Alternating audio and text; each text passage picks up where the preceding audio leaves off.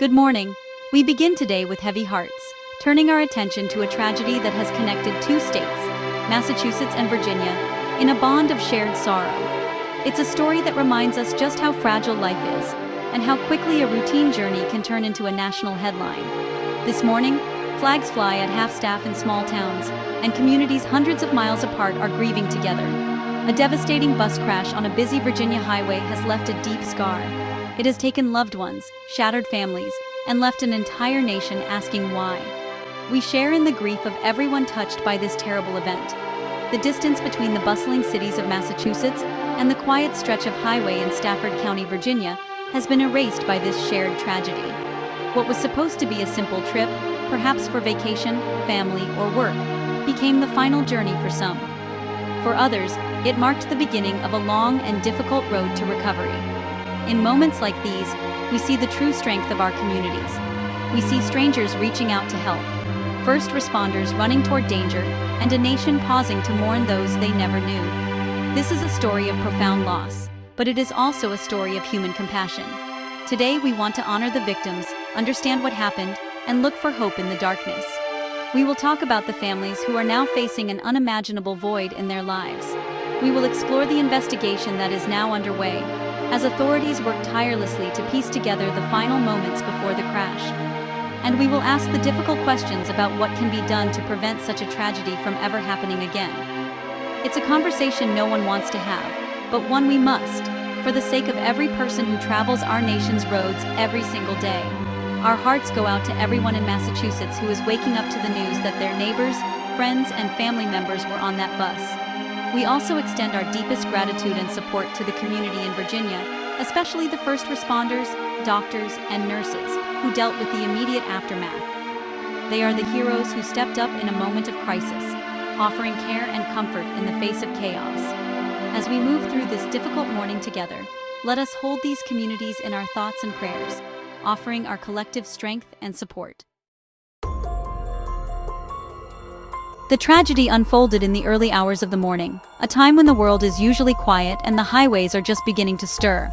It was on a busy stretch of Interstate 95 in Stafford County, Virginia, a major artery connecting the East Coast. A passenger bus, carrying dozens of people from Massachusetts, was traveling south when something went horribly wrong. According to initial reports, the bus veered off the road and overturned. The scene was one of utter devastation, a chaotic and heartbreaking sight for the first emergency crews who arrived. The impact was catastrophic, leaving dozens injured and several dead.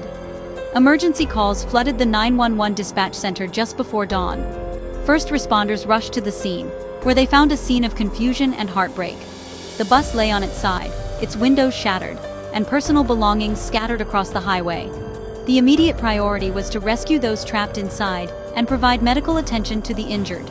Firefighters, paramedics, and police officers from Stafford County and surrounding areas worked with incredible speed and professionalism. They set up triage areas on the side of the road, treating the wounded and carefully extricating passengers from the mangled wreckage of the bus. The numbers are stark and difficult to comprehend. More than 50 people were on board that bus. The crash resulted in multiple fatalities and sent dozens of passengers to nearby hospitals, with injuries ranging from minor to life-threatening. The Interstate was shut down for hours as investigators began their work and crews cleared the wreckage. The closure created a massive traffic jam, a stark visual reminder of the disruption and chaos caused by the accident. For the survivors, the physical and emotional scars will last a lifetime. They have lived through a terrifying ordeal that will forever change them. Now, the focus shifts from rescue to recovery and investigation. The scene on I-95 was a testament to the brutal force of the crash. It's a chilling reminder of how quickly a normal trip can become a national tragedy. The stories of the survivors are just beginning to emerge, each one a testament to the terror of those moments. They speak of a sudden jolt, the sound of screeching tires, and then chaos. As we try to understand what happened, we must remember the human toll of this event. Behind every statistic is a person, a family, and a community that is grieving this morning. A tragedy is not just a headline, it is a collection of individual stories, of lives lived and futures lost. Today, we want to take a moment to honor the people who were taken from us in this terrible crash. Among the victims was an entire family from a small town in Massachusetts. They were known and loved by their community, described by neighbors as a beacon of kindness and generosity. The parents and their 2 young children were reportedly on their way to a family reunion, a trip filled with anticipation and joy. Now, their home stands empty, a heartbreaking symbol of the 4 lives cut short. Their loss leaves a hole in the heart of their town. We also mourn the loss of Priscilla Mafalda, a beloved community leader and volunteer. Friends remember her as a vibrant soul with an infectious laugh and a tireless spirit. She dedicated her life to helping others, working with local charities, and always being the first to lend a hand to someone in need. She was on the bus, traveling to a conference where she was scheduled to speak about her passion for community service. Her friends say she was a force of nature, a woman who inspired everyone she met. Her absence will be deeply felt by the countless people whose lives she touched with her warmth and compassion. These are just some of the faces behind the headlines, real people with dreams, hopes, and families who loved them. Each person on that bus had a story. They were mothers, fathers, sons, and daughters. They were friends, colleagues, and neighbors. As we report on the investigation and the aftermath, we must never forget the human element of this tragedy. They are more than just names on a list of victims. They are the reason we must seek answers and work to ensure this never happens again. Their memory deserves nothing less than our full commitment to the truth. To the families and friends who are now navigating an ocean of grief, we offer our deepest condolences. There are no words that can truly ease your pain, but please know that a nation mourns with you. We hope you find comfort in the memories of your loved ones, in the stories of the lives they lived and the joy they brought to the world. Their light may have been extinguished too soon, but the love they shared will continue to shine brightly in the hearts of all who knew them. We hold you in our thoughts and send you our strength during this incredibly difficult time. As the initial shock begins to fade, the urgent search for answers takes center stage. A multi-agency investigation is now underway to determine exactly what caused this tragic crash. The Virginia State Police are leading the efforts on the ground, meticulously documenting every piece of evidence from the scene. They are working alongside federal officials from the National Transportation Safety Board, or NTSB. The NTSB is the nation's top authority on transportation accidents, and their team of experts will conduct a thorough and independent investigation. Their goal is to not only find the cause, but also to issue safety recommendations to prevent future tragedies. Investigators are looking at a wide range of potential factors. One of the first questions they will ask is about the driver. Was the driver fatigued? Were they distracted?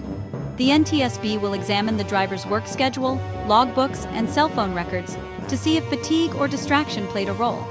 They will also look into the driver's training and safety record. Speed is another critical factor under consideration. Investigators will analyze data from the bus's onboard computer, if it has one, as well as physical evidence from the scene, to determine how fast the bus was traveling at the moment of the crash. The mechanical condition of the bus is also under intense scrutiny. NTSB investigators will perform a vehicle autopsy, a detailed examination of the bus's critical systems. They will inspect the brakes, the tires, and the steering mechanism for any signs of mechanical failure. Were the brakes properly maintained? Was there a sudden tire blowout? These are the kinds of questions that the mechanical team will work to answer. They will also review the bus company's maintenance records to see if the vehicle was properly serviced and inspected according to federal regulations. This part of the investigation is crucial for accountability. Finally, investigators will consider external factors. What were the road conditions like at the time of the crash? Were there any hazards on the highway? Were all warning signs and road markings clearly visible? The NTSB will reconstruct the entire sequence of events, using sophisticated tools and techniques to create a complete picture of what happened in those final, fateful moments. This process will take time, likely many months, but it is essential to get it right. The families of the victims, the survivors, and the public all deserve a clear, accurate, and transparent account of why this tragedy occurred. Every time a tragedy like this occurs, we are forced to ask a difficult question. Could this have been prevented? While we don't yet know the specific cause of the I-95 crash, the conversation about bus safety and technology is more relevant than ever. In recent years, the automotive industry has made incredible advancements in safety technology, many of which are now available for commercial vehicles like buses. These systems are designed to act as a co-pilot, helping to mitigate human error, which is a factor in the vast majority of crashes. Exploring these technologies is a critical step in making our highways safer for everyone. One of the most promising technologies is the automatic emergency braking, or AEB system. Using a combination of cameras and radar, AEB systems can detect an impending collision with a vehicle or obstacle ahead. If the driver doesn't react in time, the system will automatically apply the brakes to avoid the crash or, at the very least, reduce the severity of the impact. This technology has already proven to be incredibly effective in passenger cars, and its adoption in commercial buses could save countless lives. It acts as a crucial failsafe when a driver is distracted or has a medical emergency. Another key innovation is lane keeping assist technology. This system uses cameras to monitor the vehicle's position within its lane. If the bus begins to drift out of its lane without the turn signal being activated, the system can provide a gentle steering correction to guide the vehicle back into the center of the lane. This is especially useful in combating driver fatigue or distraction, two of the leading causes of single-vehicle roadway departure crashes like the one in Virginia. Paired with a driver-facing camera that monitors for drowsiness or inattention, these systems can provide a powerful defense against human error. Finally, we must talk about electronic stability control, or ESC. This technology has been mandatory on new passenger cars for years, and it is now required on most new large trucks and buses. ESC helps drivers maintain control of the vehicle during emergency maneuvers, such as swerving to avoid an obstacle. It can detect when a vehicle is about to skid or roll over and automatically applies the brakes to individual wheels to keep the vehicle stable. While we don't know if the bus in the I-95 crash was equipped with these systems, this tragedy underscores the urgent need for all buses on our roads to have the latest safety technologies installed. In the wake of such a devastating event, it can be hard to see anything but darkness. But even in the midst of tragedy, there are glimmers of light. We see it in the heroism of the first responders who ran toward the chaos. We see it in the skill and dedication of the doctors and nurses who are working around the clock to care for the injured. And we see it in the outpouring of support from communities near and far. This is the moment when we must lean on each other, when we must come together as a community of hope to begin the long and difficult process of healing. To the survivors of the crash, we send our prayers for your recovery, both physical and emotional.